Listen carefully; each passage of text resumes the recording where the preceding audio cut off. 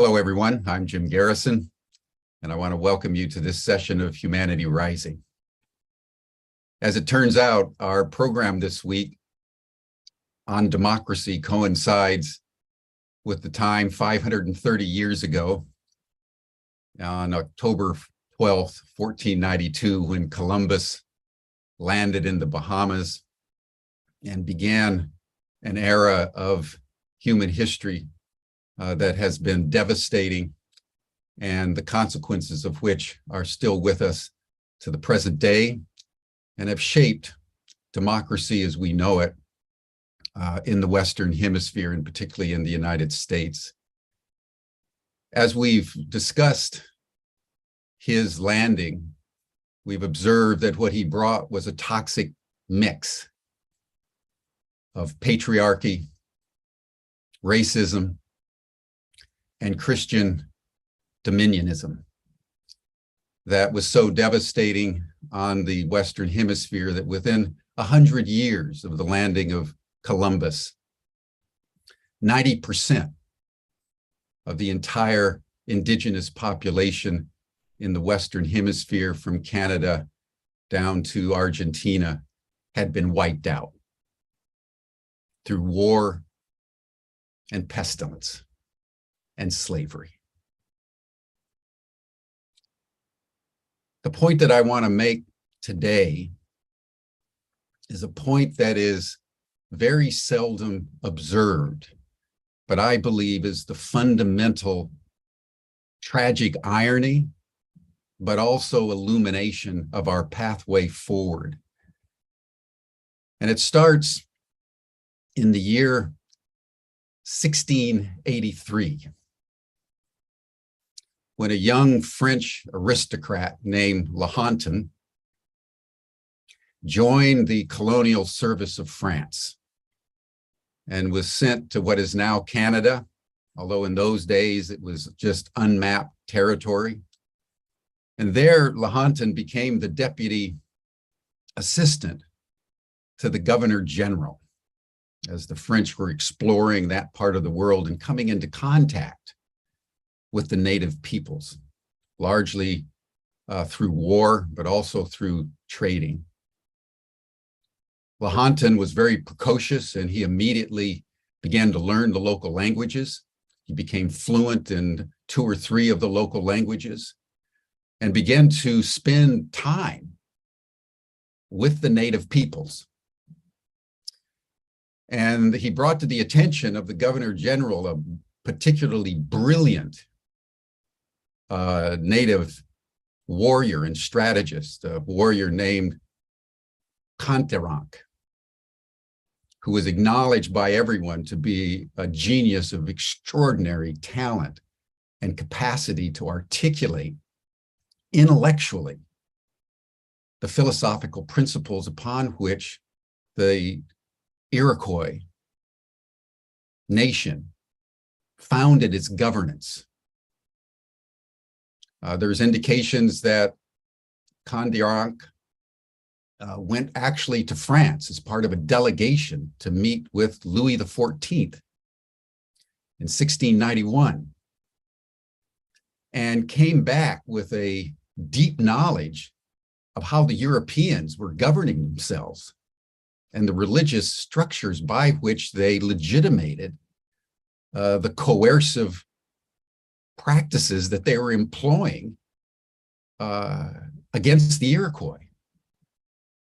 And what happened was a series of dialogues between Lahontan and Conteranc with the Governor General. So just imagine these native peoples and the French and occasionally the British having these philosophical debates about how we should be governing ourselves. And to make a long story very, very short, but I'll amplify it again tomorrow, the critique of Conteranc about the French and European system was so compelling that there was a conversion And Landenac was finally expelled from the French service and expelled from France. And he went back, lived in Amsterdam, and wrote his memoirs and wrote a dialogue that, as he remembered it, between Candiaranc and the French and the British. And that was the introduction into the European intellectual elite of the first notions of human rights. And this notion that was the predicate and the foundation of the native peoples in the northern Americas, of this notion that everyone is basically equal. Everyone has the ability to move. Everyone has the ability and the right to disobey. And everyone has the right to develop their own sense of who they are in a system of consensus whereby the governed and the government continue to shapeshift as the circumstances demand. Those dialogues became a bestseller. And before long, in the 17th and 18th century, Voltaire, Montesquieu, Chateaubriand, Rousseau began to incubate these ideas in a way that became the predicate of the French Revolution and the American revolutions. The extraordinary reality of the historical unfoldment after Columbus was that it was the very peoples that the Europeans had conquered, decimated. Out of that came the very notions, philosophically, politically, that germinated in the European intellectual elite that gave rise to the very principles upon which the United States Constitution was fashioned. And I think that is worth pondering as we contemplate democracy in the United States and both the crisis that we face, given its toxicity of patriarchy, racism, and Christian dominionism that has infected the structures of our democratic government, and the pathway forward, that if we're going to really redeem this democracy in this particular country, probably the best place to start would be to go back to the foundational principles that were delivered to us by the very people we conquered. Before we dive into our program, which is going to be dedicated today on the religious renewal that is happening as the religions of the Western world continue to grapple with some of these issues, let us pause, as we always do, as we begin our sessions of Humanity Rising, and let us just take a few minutes just to breathe together. You're going to see an art card in a moment. You'll see a 5-pointed star. This is a picture, actually, of the orbital pathway of the Earth and Venus as they circumnavigate the sun. It creates a 5-pointed star. It's quite beautiful. Then you'll hear a bell. And when you hear the bell, just start to breathe in very slowly, and you'll breathe in for about 5.5 seconds. Then another bell, and just breathe out for 5.5 seconds. It's one of the most powerful breathing techniques known. It creates more coherence in your being more quickly than any other single thing that you can do. And it's just the breath. So let us breathe together, my friends, and then we'll begin our program.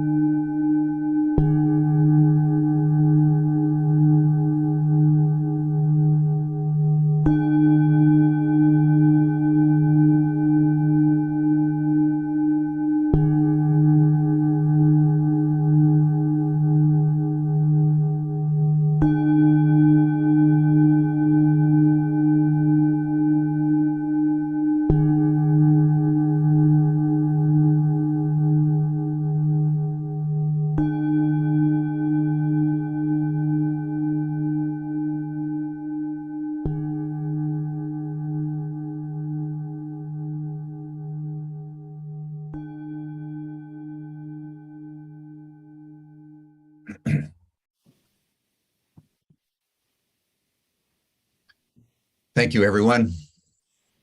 It's good to breathe together in the spirit of what Plotinus observed, that the whole universe breathes together. In that spirit, I'd like to welcome my good friends, George Caponelli, the founder of Age Nation, and John Steiner, who with his wife, Margot King, have been passionate networkers on behalf of democracy for many, many years, who convened this program this week, which is part of a whole series that we've been doing on Humanity Rising on democracy. So George and John, with great affection, I turn the program over to you. Thank you, Jim. Thanks for that tutorial on human rights and setting some perspectives. We are today going to talk about democracy from a variety of points of view, but most specifically, the role that faith and faith-based organizations have in either saving it or retarding it. I want to just say a couple of brief words. I don't want to spend any more time on tee-up, but I believe there's a real difference, as most of us do, between what I would call real faith and pseudo-faith. Real faith for me has everything to do with democracy. Pseudo-faith, unfortunately, has a lot more to do with autocracy than it does democracy. The elimination of the right of other people to believe different kinds of things. I want to tell you a quick story. Richard Alpert, who became Ram Dass, as many of you know, had a brother, and his brother was institutionalized for a period of time. And Ram Dass used to go to visit him, and his brother would say to him, "I don't understand why I'm here. I talk about God, and they lock me up. You talk about God, and they celebrate you." And Ram Dass said, "It's quite simple." He said, "I don't believe I'm the only messenger of God, or that I'm the only speaker of God." Unfortunately, in America and other countries today, I think there are too many people who believe that they have the right and only the right to speak for what they would call the divine. Today, we have two outstanding human beings with us who have spent their lives doing extraordinary things on behalf of democracy and faith as well. Jim Wallis is the co-founder, along with Dr. Barbara Williams Skinner of Faiths United to Save Democracy. He's a globally respected public theologian, writer, teacher, preacher, justice advocate who believes the gospel of Jesus must be transformed from its cultural and political captivities. He also has a great podcast called The Soul of the Nation, and we can put that link in the chat. He served on President Obama's White House Advisory Council on Faith-Based and Neighborhood Partnerships, has taught faith-based public courses at Harvard and Georgetown. They call him Coach Jim. Jim, will you come on, please? Thanks for being here today. Pleasure to have you. John? I have the privilege this morning of introducing Richard Zizek. Richard, would you come on as well? So we can maybe embarrass you a little bit in person here. Reverend Dr. Richard Zizek is the president of the new Evangelical Partnership for the Common Good. We'll put that in chat as well. It's a faith-based organization he founded in 2010 to foster an agenda, promotes values consistent with Christianity and with an open and free society, such as ensuring civil liberties, equal rights, and equal access to the ballot for all voters. Rich as well is a leading advocate for climate change. And the particular reason that we're really blessed to have Rich with us today is that in 2020, he co-led the successful Evangelicals for Biden campaign in several key battleground states. And this year, he and a wonderful team have founded Evangelicals for Democracy, which will continue well beyond the November elections. Rich also served for 10 years as Vice President for Government Affairs for the National Association of Evangelicals and led their lobbying efforts before Congress, the White House, and the Supreme Court. And this was the organization which was the leading voice for evangelicals in the country. Rich left this post after expressing support for civil unions and then for climate change. He's well respected both in the past by Fast Company and Time Magazine. Rich, welcome. It's a pleasure and privilege to have you with us today. And Jim, first question over to you. Yeah, Jim, we know you have a limited amount of time to spend with us today. First of all, give us a little perspective, if you would, on where you believe the role of faith conjoins with politics and where it separates. Well, it's a delight to be with all of you today, and my old friend Rich Zizek, who I used to collaborate with, and we're going to have coffee soon to do it again. Thank you, George and John and Jim. Let me go back to that phrase you used, George, a few moments ago in my bio, that I want to see the gospel freed from its cultural and political captivity. The gospel is always understood, preached in a context, in a cultural context. And the battle is what wins, the culture or the gospel. And so the gospel I was raised with was preached in a context that was white and American and middle class. And so what often happens is that gospel is white, American, and middle class. So in my background, white Christian or white evangelical was a phrase we used, but the operative word was not Christian or evangelical. It was white. So it was captive. But there's always parts of the gospel that break through our cultural captivities. So I was taught, I remember we had to sing a song as kids. I had to memorize it.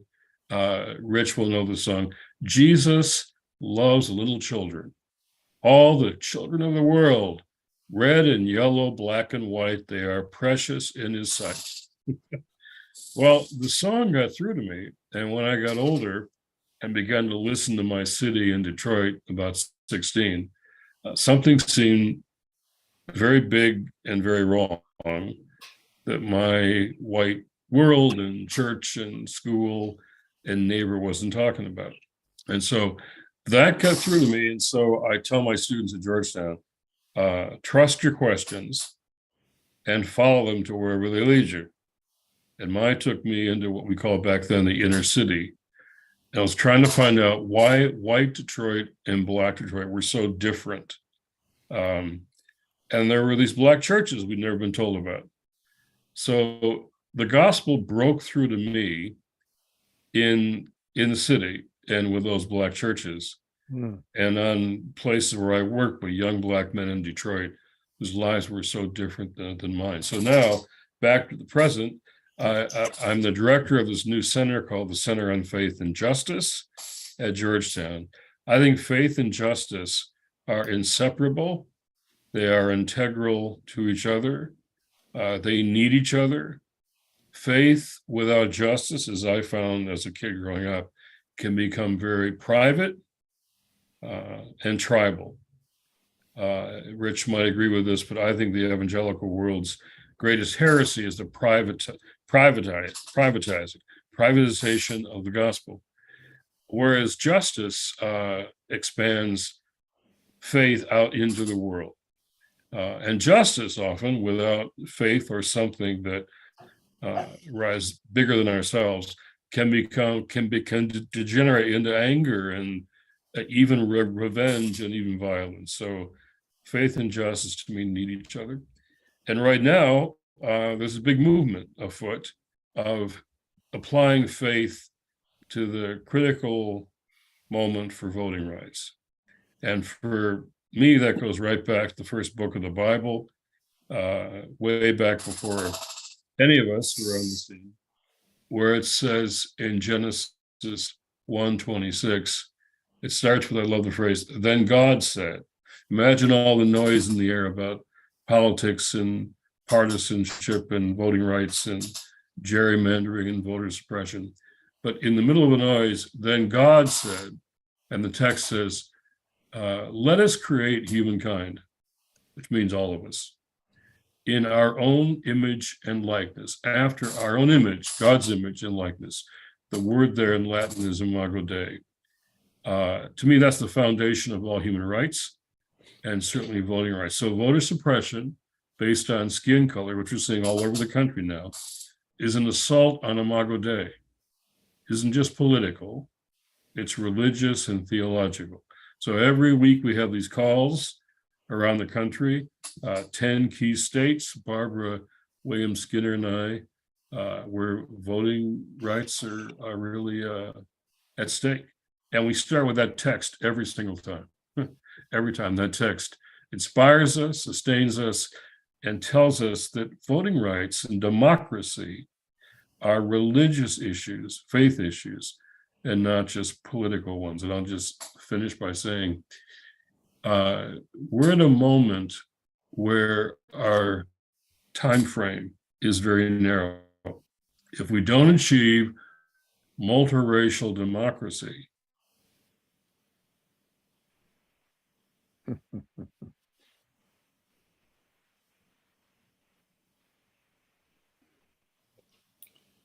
Jim, I don't know if you can hear us.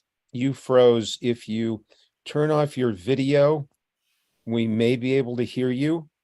And we lost you when you said, if we don't achieve multiracial democracy. So don't know whether that will make a difference. coming. There you go. You're back. You lost me for a minute. I was saying, this is about protecting democracy and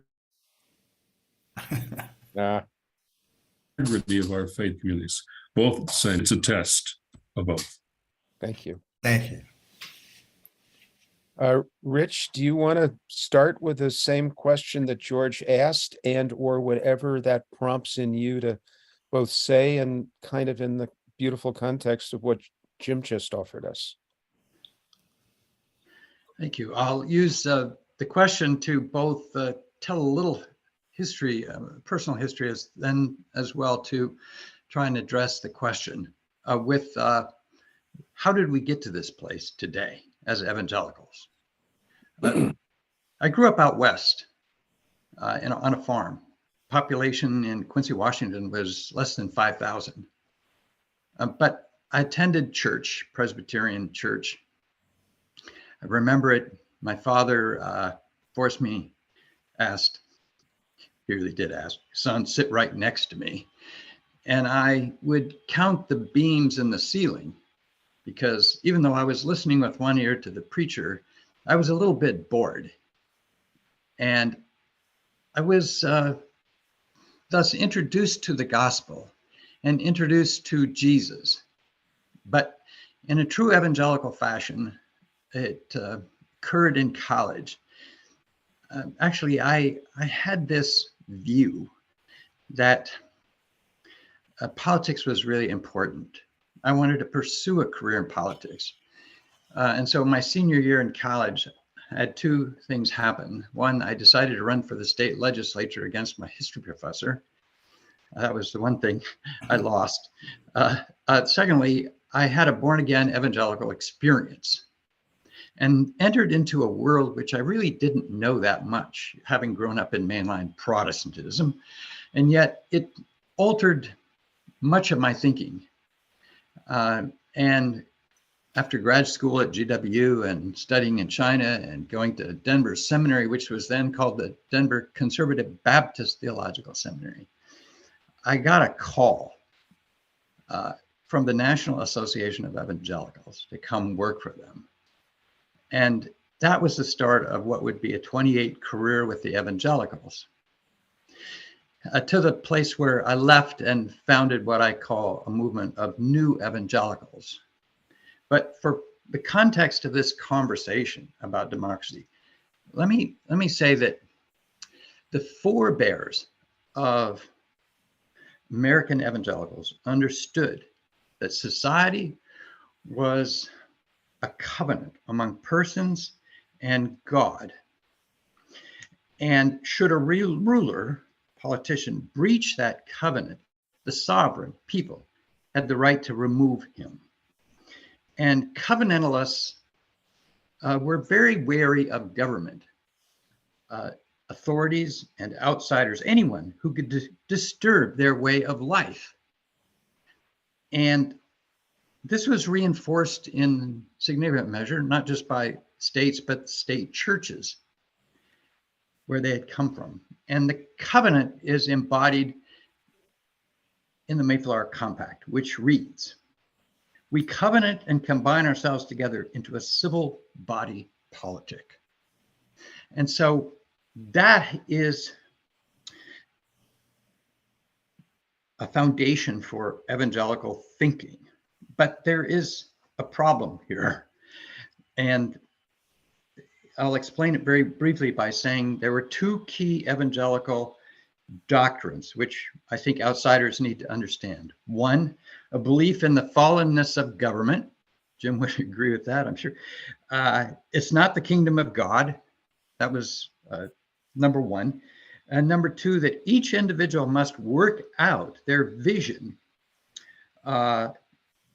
their understanding of God's plan.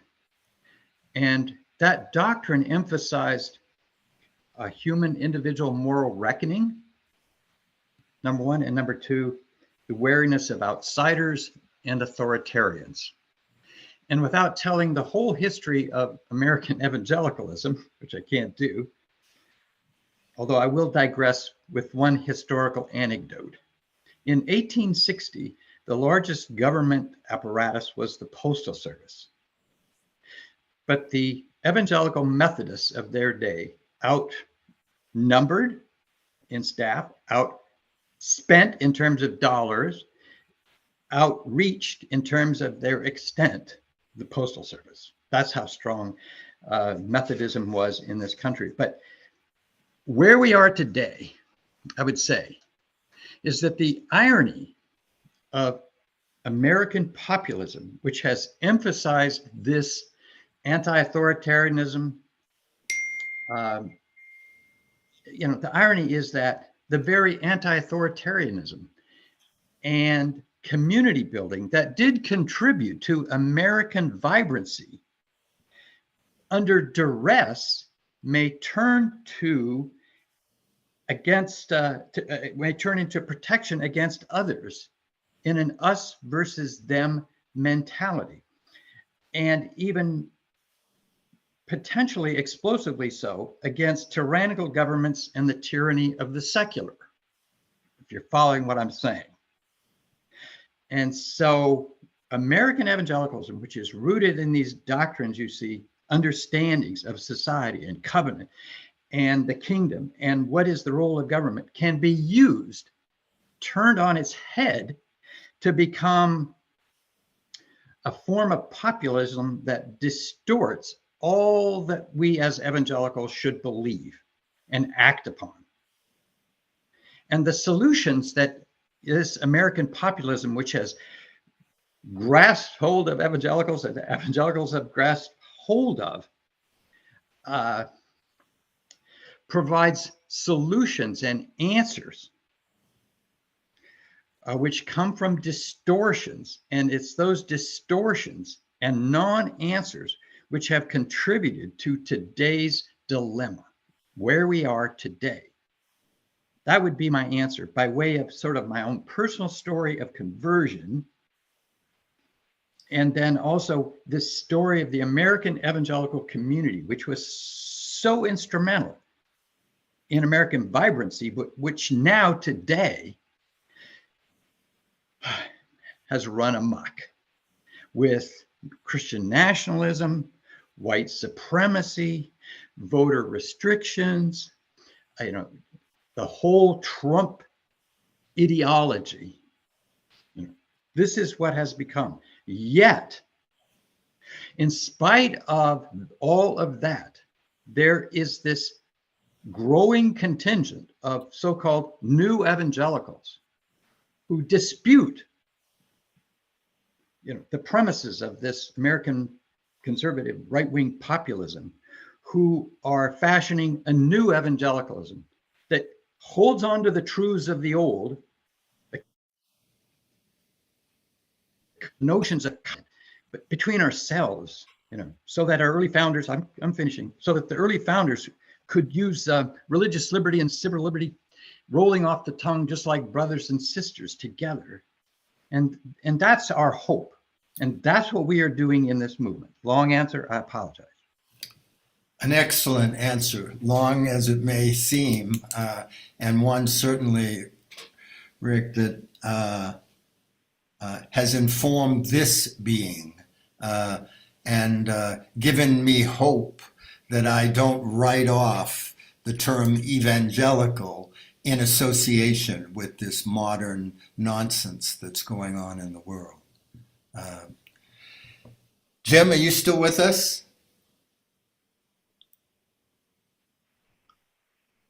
It looks like we may have lost him. Blessings. No pressure, Rich.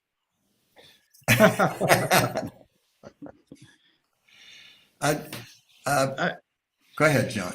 Go ahead. No, I just I'm very moved by what you just said and the short history. And particularly, I think if there's anything more to put into chat with a longer exploration or expiation of that, wrong word, that would be wonderful. But I think, Rich, and I think we can do this later on in the program, of how you came to leave what became what you're talking about to do the new evangelical partnership. Why don't we just jump right in to Evangelicals for Democracy? Because that is how you taken this remarkable history that you know inside and out and have been personally part of, and framed a solution that you started in 2020 and that has been Mhm. expanded in 2022. And Yeah. let's just go there for a little while. Well, if you go to our website, we start with this assertion that American democracy is in trouble. And we are called as evangelicals to preserve democracy by, we say, seeking pro-democracy principles and choosing pro-democracy leaders. That's the big vision. Our strategic plan, John, and all the rest listening, is that there are 30 million evangelicals who are composed, 30 million white evangelicals who are a total number that includes Hispanic evangelicals who we are targeting for our message. And our And strategy is Rich, that's 30 million out of how many white evangelicals? evangelicals out of a much larger evangelical movement in America. Right. Look, the evangelicals are losing strength. It's true. In 2006, it was 23% of the general public. Today, it's about 14.5%. That's a huge drop, which is, that's a whole new taxonomy. I mean, pollsters and theologians, everyone's going to have to deal with this. But these evangelicals are the white evangelicals, and we are targeting those white evangelicals and those Hispanic evangelicals who are open to our message. And so we are, by approach, challenging them to sign a pro-democracy pledge. And that's not just the Pledge of Allegiance, it's the pledge for representative government, you see, and against all that is otherwise occurring, gerrymandering, voter suppression, etc. And you can look at all those, but we challenge people to take that pledge.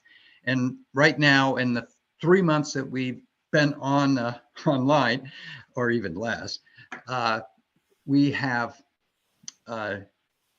over 50,000 pledges, and we have over 10,000 visits to our website.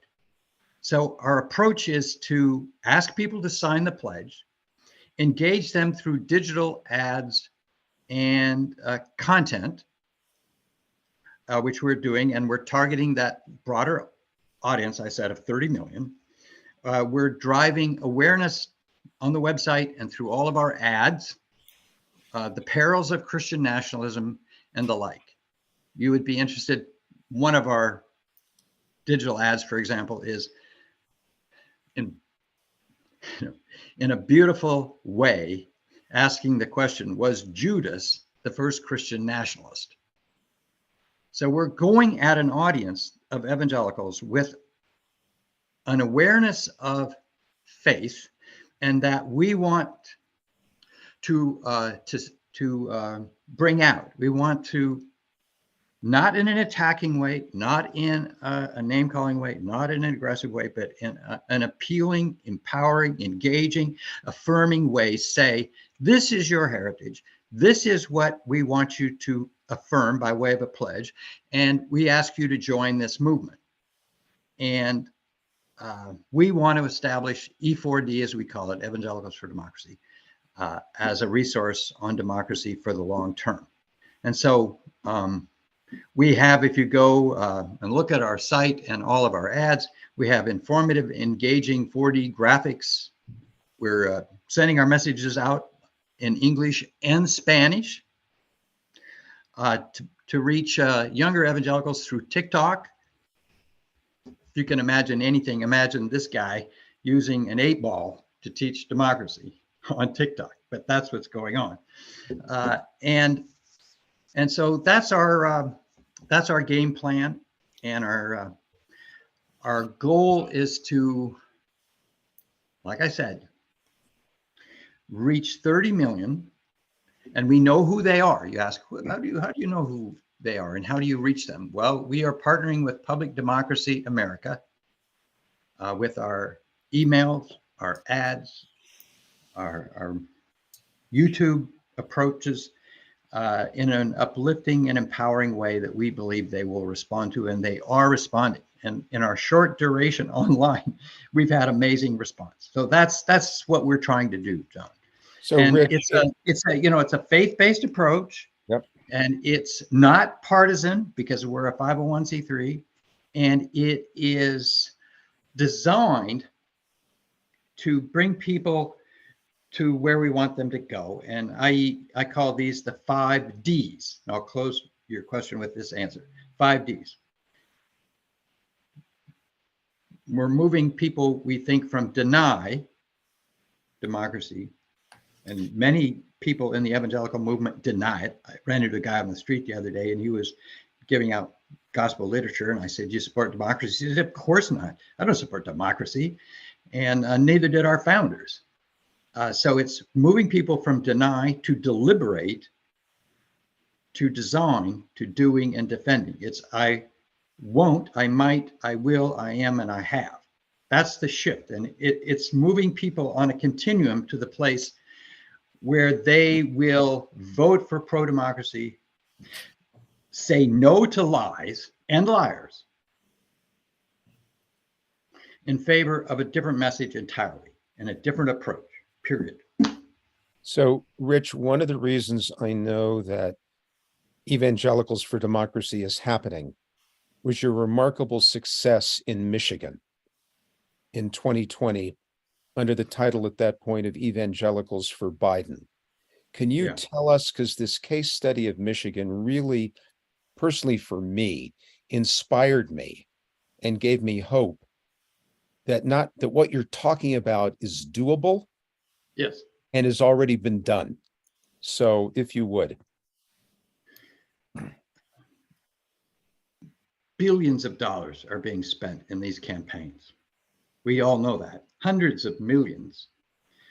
And winning and losing is coming down to a few votes, as it did in the last, 2016, it was approximately 70,000 votes in 5 states, gave the presidency to Donald Trump. And so we know from our experience in 2020 that we can go into a state like Michigan with a modest amount of money and shift votes. And what we were able to do was to shift approximately 350,000 former Trump supporters to Biden supporters with invitational emails, faith-based encouragements, developing a community of people who believe they're part of something broader that they don't even know, wouldn't have otherwise known about, to then pledge to vote for a candidate of their choosing who will affirm pro-democracy, values. And so we know from experience that we can accomplish the goal. And we did something very similar through what was then Evangelicals for Biden in Georgia. But it's knowing your audience, approaching the audience with an appealing, message, and then encouraging it through repeated emails and the like, so that they feel comfortable making what is a shift. Now, I have an intuitive sense of what will appeal to people, because I have to say, I spent the better part of 28 years voting for Republican presidential candidates. The first one I didn't vote for was Barack Obama, and it got me into a heck of a lot of trouble when I admitted so to Terry Gross on Fresh Air, along with my support for civil unions. But I know we can be successful. Rich, having made my own journeys on several occasions away from communities that held a variety of beliefs to other positions in my life, leaving behind those communities, leaving behind that the social structure and the fellowship and all the rest of it that goes with us. You obviously made that journey as well, and I'd like you to talk about it and what your experience was. Well, look, he's back.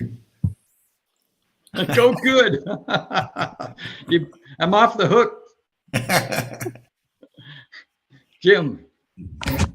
Oh, it took my teenage son the whole internet went down here. So sorry. I really No, don't be at all. You're back. You're back. back. I'm so sorry. There's nothing to apologize for. It's part of the element of our times. Actually, we've been talking about, Rich has given us a really wonderful view of this new evangelical movement and its relationship to both the past and the present. And I had just asked him, having made my own journey in my life, leaving behind pockets of culture and belief and whatnot, and dealing with the consequences, I was asking him to share just a little bit about his journey. And then I'd like to come back to you while we have you in a very elegant background and setting for a next question. So, Rich, just a little bit about that, if you would. Painful. Really, you throw yourself into what you think is a calling, and somebody abruptly starts to attack you from the religious right for, in this case, my views on climate, first of all. I went to Oxford in 2002 and invited by Sir John Houghton and had a conversion to the science. It wasn't to a faith. I had faith. I had a conversion from what was given me by way of the evidence, a conversion to the science. And that was, that was my first sin. My second sin was, saying I voted for Barack Obama. My third was to say I could support civil unions, and not to mention, I believed in family planning as a response to the abortion problem. So it was a whole new way of thinking and addressing problems that rubbed the elders of the National Association of Evangelicals to, fire me without a conversation, without even a dialogue. I had been in London after the Terry Gross interview for a Global Zero meeting. I'm meeting Jimmy Carter and all the others involved in that movement. And I came back and was told that the executive committee had met while I was in the air and decided I had to leave. So I said, wow, so you want me to sign a resignation letter without asking me why I said what I said? Well, it was already done. And I said later, when asked by someone, well, what would you have said? I said, I believe in the Constitution. I believe in the 14th Amendment and due process and equal protection, regardless of sexual orientation or race or religion, whatever. That's my answer. But I was never allowed. See, so there is a visceral response in the evangelical world. Jim knows all about this. He's endured it for decades, to anything that's of a different view. And we're hopeful that that will change, because not all evangelicals are that way. Well, thanks for sharing that. And I know it's much deeper than we talked about, so we'll get a chance at some other point to explore that. Jim, your view on this, you were starting to talk about that, in terms of how, the concept of Jesus and Jesus is held captive by politics and culture. How are you finding the ability to utilize the kind of conversations and the kinds of beliefs you have about faith and its relationship to democracy to attempt to save it in this time? And I would just add to that, Jim, given that we don't have you for too long, I think what George is alluding to is to really give us an update on Faiths United to Save Democracy. Well, again, I deeply apologize. I had to go to a different computer and find my teenage son, and it still took some time, but I'm back. Let me go back. Rich is an example of what I'm talking about.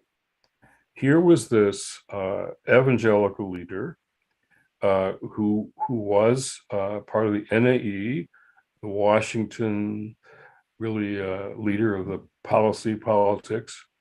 And Rich was a conservative on many issues. I remember, Rich, you and I debated on CNN about the war in Iraq way back when. Rich was a consistent conservative evangelical, but then he was converted, as he just said very eloquently, to the science of climate change, and he realized there was no contradiction between faith and science, but people of faith had to embrace saving the creation. So he did, and he led on that. He was way ahead of most evangelicals, and they never questioned his viewpoint or had a dialogue or a conversation. That and particularly the civil unions question. There are a whole lot of evangelicals now who are wrestling with civil unions and LGBTQ issues, particularly younger ones. Rich was way ahead. He said, I heard the Terry Gross thing. I listened to it several times, Rich. I'm just being drawn to there being, no matter what our theology is, what about just equal rights? What about just protecting the civil rights of gay people? Now, Rich, I talked to the head of the NAE, your boss at the time, right when this was happening. And I said, why are you doing this? Why are you doing this to Rich? He's leading, he's questioning. He doesn't think he has all the answers. And the head of the NAE said, I wish I didn't have to. Rich is really a good guy. He's smart, he's thinking, he's questioning, but I have to. My board demands it. My board and my donors, let me get that straight here. My board and my donors demand it. And so they just made a political decision to fire Rich Cizik, which really was a travesty. Now, I'm amazed at his resilience, but it's where culture and politics and money define faith. That's the problem. Faith is supposed to cut through all that, supersede all that, take us to a different level. Rich's faith took him to another level of thinking, and they cut him down because it defied the board and the money and the donors. That's cultural captivity. And Romans 12 says, don't be conformed to the world, but be transformed by the renewal of your mind. Or the J.B. Phillips version says, don't let the world squeeze you into its mold, but be transformed by the renewal of your mind. Rich Cizik was having a renewal of his mind as a person of faith, and they fired him. Now, the next text there in Romans 12 says, and this is your spiritual worship. Nonconformity is, in fact, core to what our faith is supposed to do to us. And that's part of our worship of God, So Rich was just following his heart and his faith and opening his mind to science, and they fired him. It was a travesty, a moral travesty. Now, he's right. A new generation of young believers is rising up. Now, whether white evangelicals will come back to Jesus or not is hard to say, because I would say many or most white evangelicals have never been there. They've never been with Jesus to start with. But a whole new generation of young believers is coming back. I'm calling this maybe an emerging remnant church where young white believers are joining with their black and brown brothers and sisters in Christ And that will be a new church, a new American church, a new and different American church. And one example of it, John, is Faith United to Save Democracy. It's led by Black clergy. We're in 10 key states where voting rights are at stake. And I would say, before I got cut off from internet, where the Imago Dei is at stake. We are an Imago Dei movement. This isn't just Democrat, Republican. To fight for voting rights is to be part of an Imago Dei movement where we're going to insist upon the image of God in our politics. And the suppression of one vote because of the color of somebody's skin is an assault on Imago Dei, assault on the image of God. So I'm teaching this in my class today at Georgetown, and I read all the reflection papers here just now before our broadcast. And they're all drawn to the Genesis text, whether they are religious or not. Some say, I'm not religious, but this makes such sense to me that who we are before God. Most of my class are nuns, none of the aboves. They're not affiliating with religion of any kind. But that doesn't mean they don't believe in God. Most do believe in God. This is not a secular movement. They're not affiliating with religion because of what religion is saying and not saying, doing and not doing, but they're drawn to a higher purpose. They're drawn to something, and what they're looking for is courage and authenticity. That's what they're looking for. They're looking for what Rich Cizik did. It was authentic and courageous, and he got fired while he was in the air, right? So there's a cost to pay here, right? And I just did a TED talk down at Emory about white Christian nationalism, and this is a heresy. It's a grievous sin. It's the American dominionism that Jim Garrison talked about. This is a sin, and white Christian nationalism is the chief obstacle to multiracial democracy. And we've got to attack it theologically, not just politically. And that's what we're doing. And clergy, and it's interfaith. We got rabbis and imams joining Black clergy. It's multiracial as well as multi-faith, and it's now multi-generational. We got young people who are joining this because they think, everything is at stake here. And so Rich was, in my view, authentic and courageous, and he got cut down for it by institutions that reflected culture. They weren't defending the gospel. They didn't have a dialogue. They didn't have a theological discussion with Rich. They would have lost that debate. But they let their culture and their politics and their money dominate over the gospel. So I'm going to say that's the past, and a new future will be defined and shaped by a young generation that will be multiracial, multi-faith, and multi-generational. And the future is having the faith community that can help to guide and shape our pilgrimage toward a multi-racial democracy. The elephant in the room, and where I live in Washington, D.C., the elephant in the room is that we're soon to be a nation that is no longer a white majority, but a majority of minorities. Every discussion of immigration, voting rights, everything in this town is about that. And whether white people can find a way to accept and understand and even embrace being a nation of racial minorities. And what better role for the faith community than to help guide that path, to help demonstrate what it means to be multiracial. That's the future. It's the only future the faith community has. If we don't take that future, you're not going to have a new generation ever showing up at church again.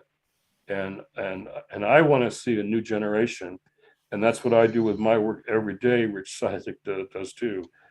The past of cultural conformity economic determinism by donors and a political alliance that is heretical is not where we're going. It's where we've been.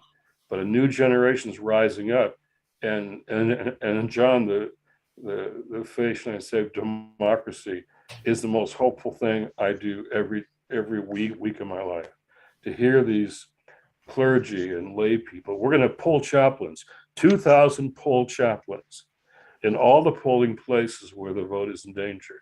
They'll have collars and they'll have stoles and big badges, poll chaplains, and all the challengers, disruptors, and attackers who are even threatening violence at the polls. They're going to run up against our poll chaplains. Hey, we're people of faith. You got a problem here? Because we're here. I call it lawyers and collars. Lawyers will be there, but the collars, clergy with the lawyers love it because we can bring a different presence.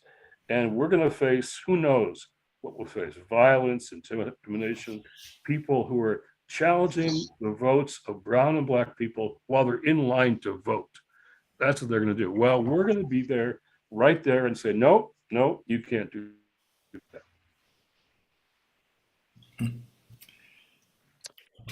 Wonderful. Jim? Yeah, Rich, please. I was going to say, Jim, what do you think of Andrew Whitehead and Samuel Perry's Taking America Back for God, in which they discuss these four orientations: the rejectors, about 25%, the resistors to Christian nationalism, about 22%, the accommodators, who are the large bulk of Americans in churches and Protestant churches, and finally the, they call them the what do they call them? They call them ambassadors. I call them warriors or crusaders, who are clearly in the Trump camp. But in the middle, amongst the accommodators and this group of resistors, there's 59%. And that's how I see our approach working, because most of the people, because we can see the analytics, we know exactly how long they spend on our website, which is a pretty, it's not just a partisan pitch. This is serious theology and moral reasoning that's going on this website. And yet, where do they go? They go to the page on Christian nationalism. And this is part of, we call it, verify the truth, ordained democracy, teach and empower. And there is 59%, they say in the middle there, that we can reach. Sam Perry's coming to our Georgetown event on white Christian nationalism the end of this month. Their book, The Cross and the Flag, is something everybody should read. It lays out what Christian nationalism is, how we got here, and why it's such a danger. But you're right. There's a core group of people on the religious right who are there because of, I'll say again, money and power. They didn't get there because of theology or spirituality. It's all about money and power. But it is a minority, but they're vocal. These are mega church pastors who are telling Democrats in their congregations to leave. They're actually, and I know pastors, young white pastors, who when they talk about climate change, Rich, or when they talk about voting rights or about healing talk, honest talk on racism, they get tremendous pushback, even death threats from their congregants. So a whole bunch of young pastors I talk to are really feeling the cost of speaking up and standing up. I think this is, and Rich, you'll get this, this is a Bonhoeffer moment for the American churches. Dietrich Bonhoeffer, the German pastor who built, with others, the confessing church movement in Germany. We're really, as you're suggesting, headed toward that, a confessing church, a remnant church. But I think we can win people in the middle, because most people I talk about say, I had no idea this was happening. I had no idea this was happening. So if we can explain what's happening and invoke our faith in the middle of it, I think we can, I'll just say it. It is now a sacred Christian obligation to fight and defeat white Christian nationalism. Amen. To fight and defeat white Christian nationalism. And I think we can do that. And my students in class, religious or not, many are nuns, they're very drawn to this movement because it's got courage. And you mentioned the truth. Well, Jesus said, you'll know the truth and the truth will set you free. A lot of evangelicals interpret that as you'll know the truth and the truth will make you right.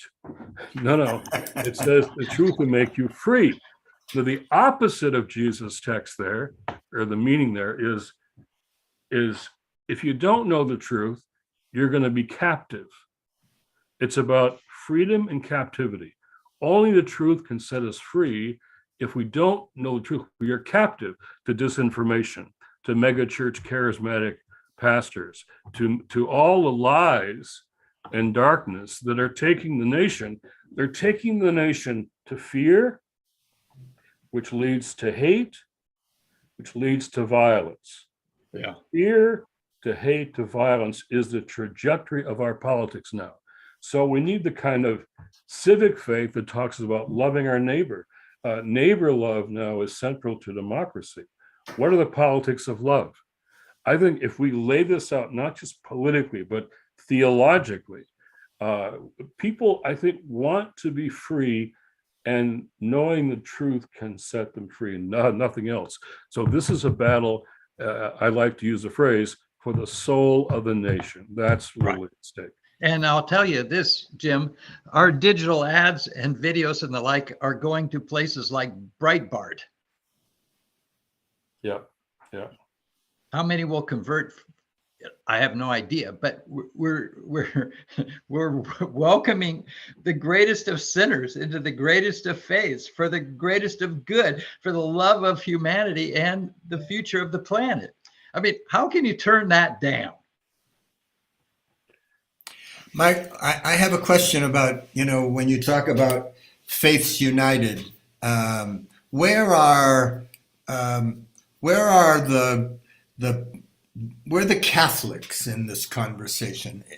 Where are people of the Jewish faith? Is there, and Muslims? I know you mentioned, Jim, that imams and rabbis and whatnot, but as a whole, are these churches, are these institutions as committed to this saving of democracy and these fundamental principles, in your opinion, as you guys are? Well, just to comment on what Rich just said, we're going to places that are controlled by others, but a lot of people who listen to them are just going along. They're just going along. They haven't thought this through. They're just kind of conforming to what their peers are saying around them. And when they hear something new and different, they say, like my students in their papers this week say, I never thought about this before. I just went along with the people around me. Now, what makes us powerful for Faith United, George, is that we're now attracting rabbis. And I'll tell you, on these phone calls, there are tearful conversations with rabbis saying, we haven't been together like this since the civil rights movement. There's been rifts, Jewish, African-American rifts, and we feel like we're healing those rifts. A younger generation of rabbis is tearfully joining. Black clergy and imams are joining all over the place. And we even have some of that minority that's difficult to reach. I call them white people, white Christians who are rediscovering the gospel. So a young white woman pastor, Presbyterian, was on our Georgia call last week. She's brand new. She says, I love being in Atlanta. I love all these new partners. Well, I just tell my people, this is the gospel. You don't like the gospel, go somewhere else. This is the gospel. It's what I'm going to preach.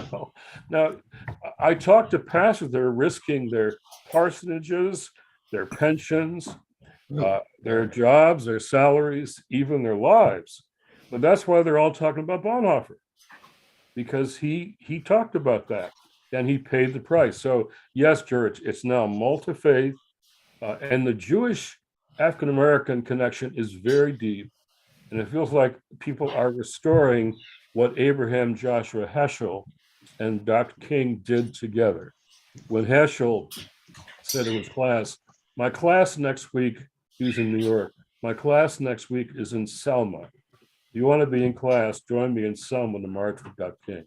That Jewish black church thing is coming back, and imams are all over this too. So this is to protect democracy, to protect votes, to protect voters from intimidation and violence in polling places.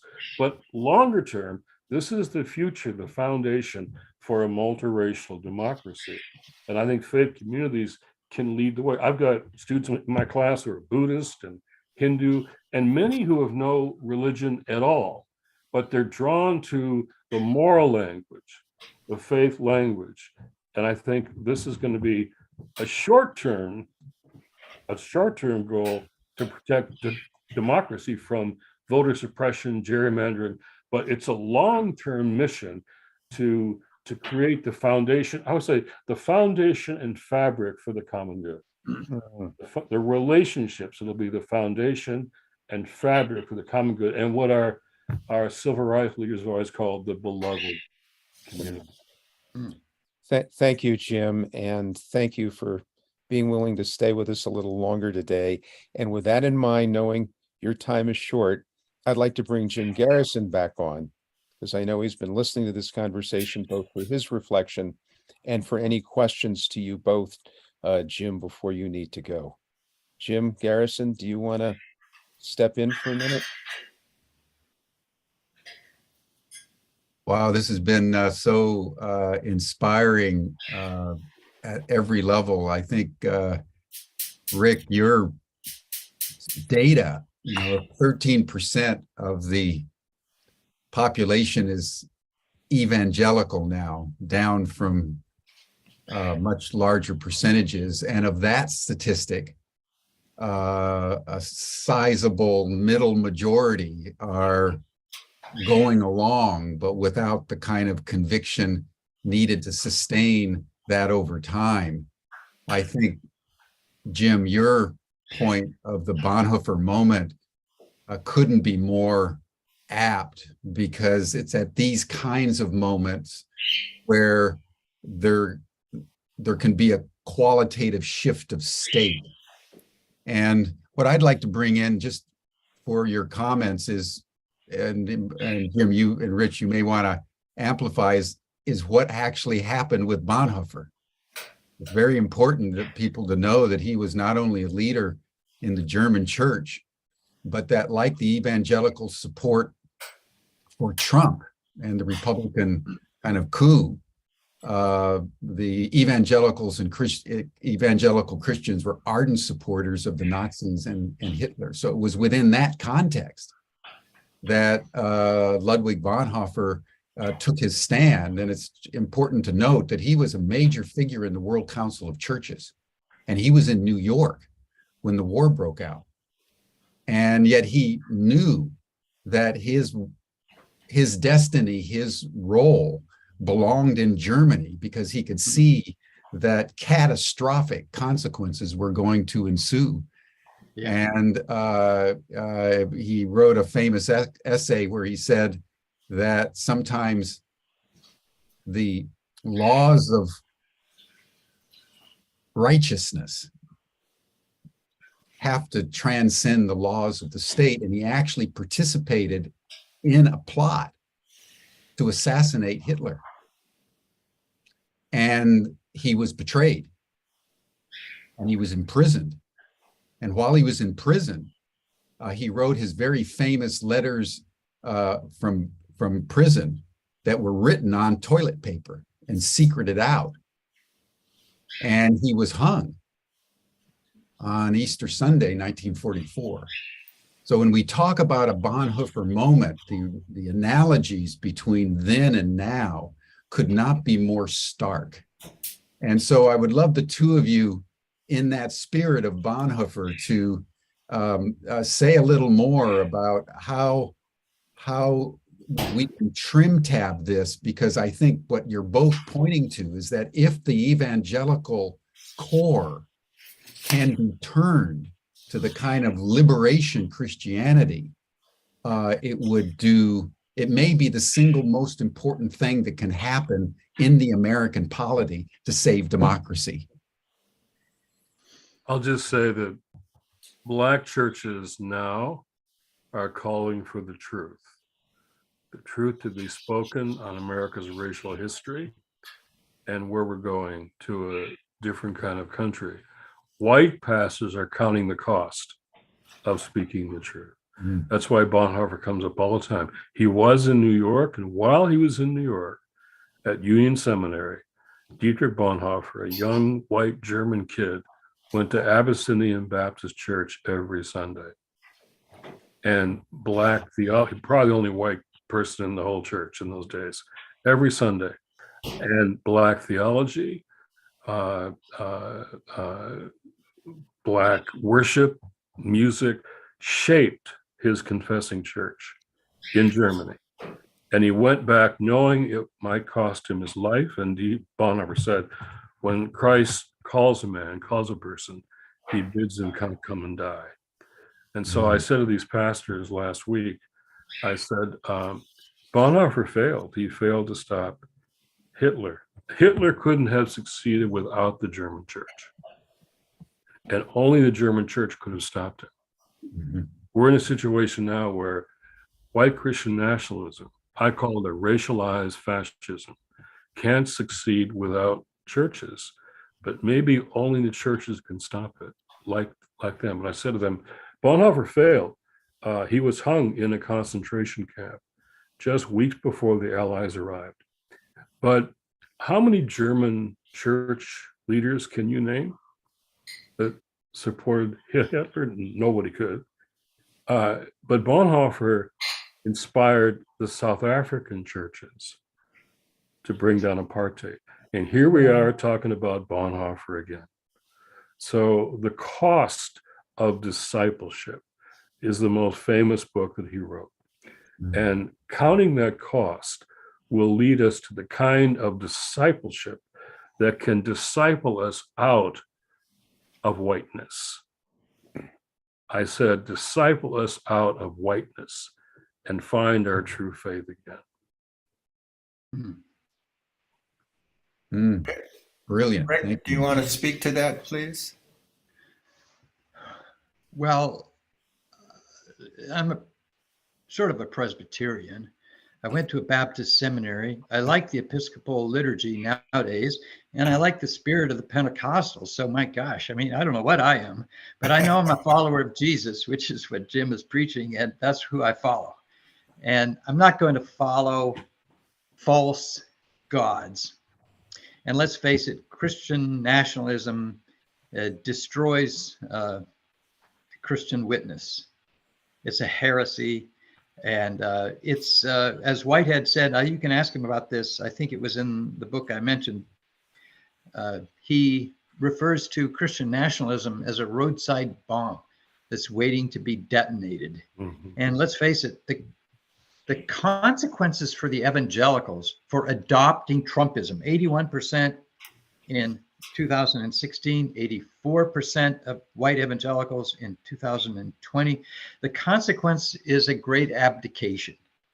You know, if there was a great awakening, evangelicals were part of. This is the opposite. And it is perilous to the body politic, to lives, everyone. And the collateral damage is just huge. And you know, I said it was painful. My scars have healed. So I love even those who fired me. You know, I don't bear any ill will to them. I love them.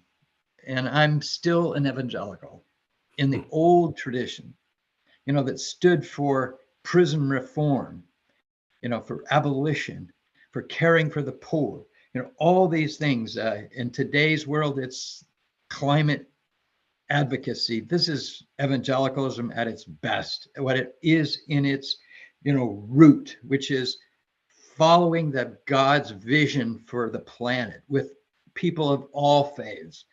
And I'm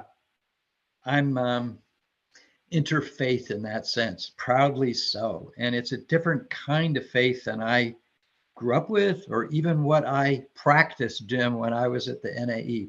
But it is real and it is infectious. And I love all of you for listening to me for even a few minutes. Jim's a better testimony. But it's really important what we're all about. Really important. Amen to Rich Isaac. My students are calling. I've got to go. I'm sorry I cut out for a long time, but I was so glad to be back. A blessing to be with all of you today. Thank you, Jim. Thank you very, very much. Blessings to you. Yeah, brilliant stuff. Jim Wallis is such a powerful mind and powerful heart, and Rich, you're right alongside him, shoulder to shoulder. And I just want to acknowledge the heroic nature of your work, because it's at the heart of the toxicity and it's at the cutting edge of the transformation that the Christian fundamentalists need to make at this moment when, as George and John have been saying for months, democracy itself is in the balance. And I just wonder whether it'd be appropriate, Rich, for this as we close, if there's a message that you have to your fellow Christians as we come into the final weeks before the November election, knowing that they vote very abundantly. They all take voting very, very seriously, and that's one of the issues. They vote at higher percentages than the rest of the population. What's your message to your fellow Christians at this moment? Well, I'll just give you John Wesley: to serve the present generation, my calling to fulfill. Oh, may it all my powers engage to do my master's will. That's the calling. And that's it. To my fellow evangelicals, to serve the present generation. That's what Wesley wrote: my calling to fulfill. Oh, may it all my powers engage to do my master's will. Arm me with jealous care as in thy sight to live, and oh, thy servant lead a strict account to give. Ooh, right there at the end, a strict account to give. Are you going to give an account? You will, whether you know it or not, have to God. We all do. But this calling to fulfill now, right now, we're so many few days before what is an election that will determine the fate of America. And we all have to do our part. And I just am so proud and pleased to be with you. God bless you. Thank you, Rich. Yeah.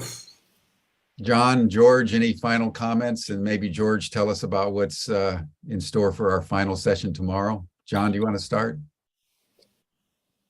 Well, Rich, I hope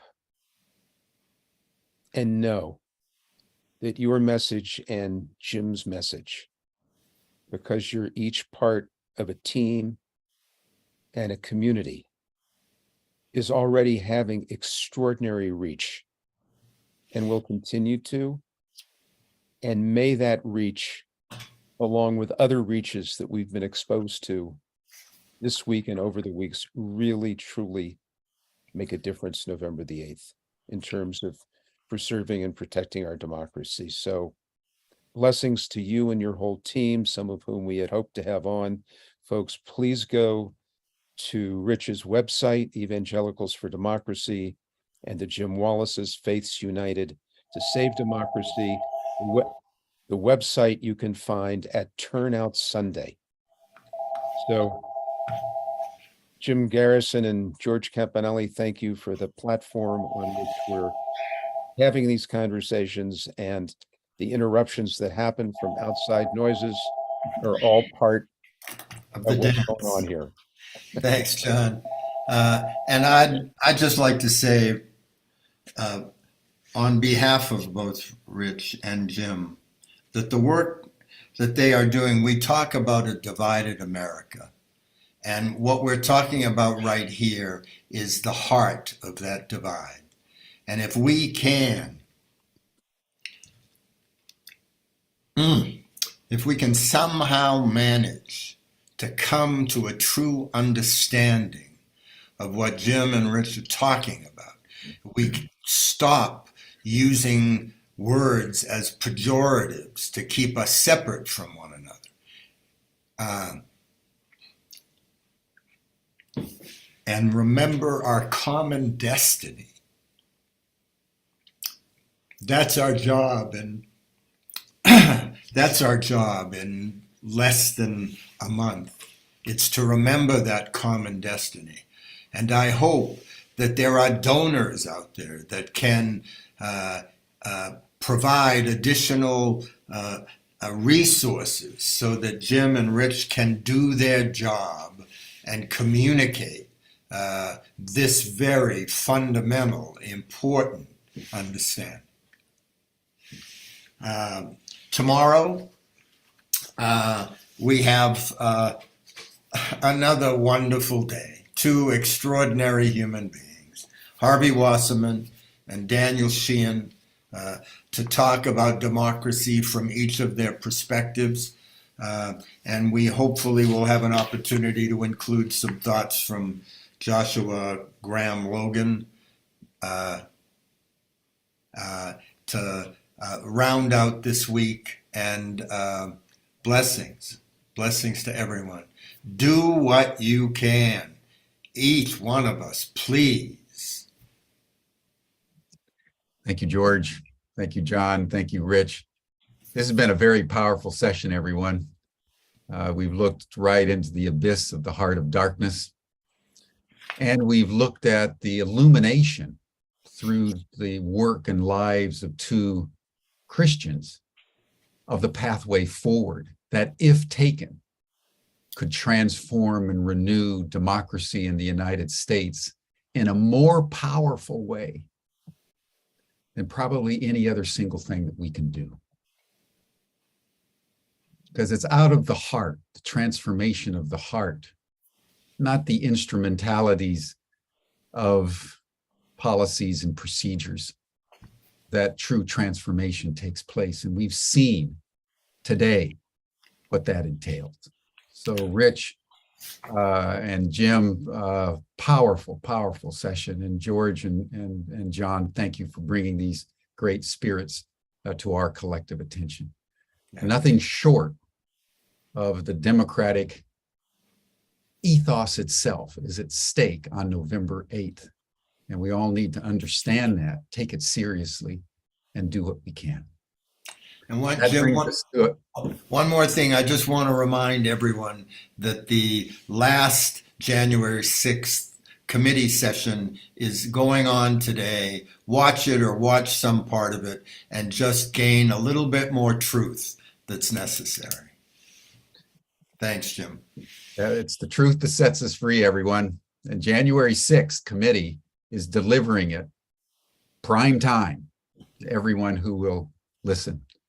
That brings us to a close. Thank you all so much. You're welcome to the after session chats group. You'll see the link in the chat box, and we'll see you all tomorrow for our 5th and final session on saving democracy in America. Thank you, everyone. Bye for now.